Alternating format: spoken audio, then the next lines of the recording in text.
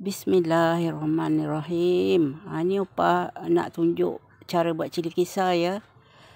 Cili tu besar, dibelah dua, buang biji dalam dia tu. Buat sampai habis. Nanti direbus. Dah direbus, dah sejuk baru dikisar ya. Dibilaslah dulu sebelum dikisar tu, buangkan air kotor lagi. Kalau cili kering yang kecil tu pun boleh dibelah potong-potong kecil-kecil pun tak apa. Dikisar sampai halus ya. Upah dapat satu tupperware besar jugalah tu. Boleh tahan seminggu lebih. Ni ada kerang ya. Kerang frozen ni. Dia macam bukan hidupnya tau. Dia macam masin-masin sikit. Ni ada bawang putih, bawang besar 2 biji, bawang putih 2 biji, alia tu setengah inci. Ni bawang 1 biji, bawang besar 1 biji untuk tumis ya. Ada air asam jawa, ada cili kisar dalam 4 atau 5 sudu makan ya. Cili kisar yang kita buat tadi tu. Ni untuk kisar untuk bahan untuk tumis ya. Yang bawang besar 2 biji tadi tu. Bawang putih, alia ya. Kisar halus. Letaklah air sedikit. Letak minyak untuk menumis ya. Masukkan bawang yang 1 biji tadi tu. Bawang potong. Agak-agak bawang tu dah layu, masukkan bahan yang dikisar tadi tu ya. Masak hingga kering sedikit. Dah kering bahan kisar tu, masukkan cili kisar tadi tu ya.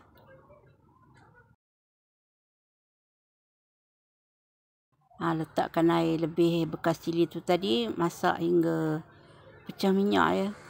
Dan kering sedikit.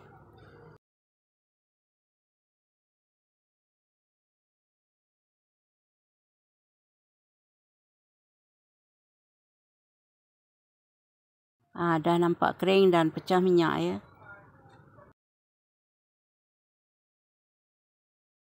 Masukkan air asam jawa tu.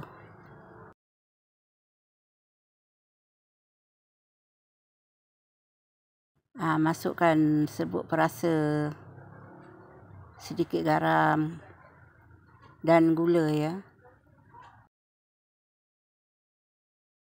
Masukkan sedikit air ya untuk masakkan dulu kuah tu.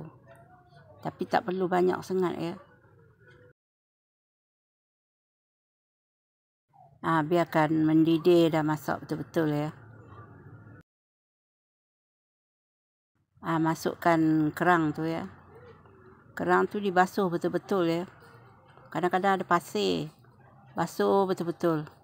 Bilas, angkat kerang tu masa bilas tu.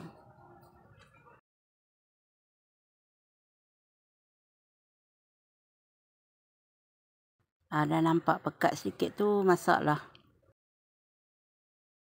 Dah pun siap ya. Sambal kerang.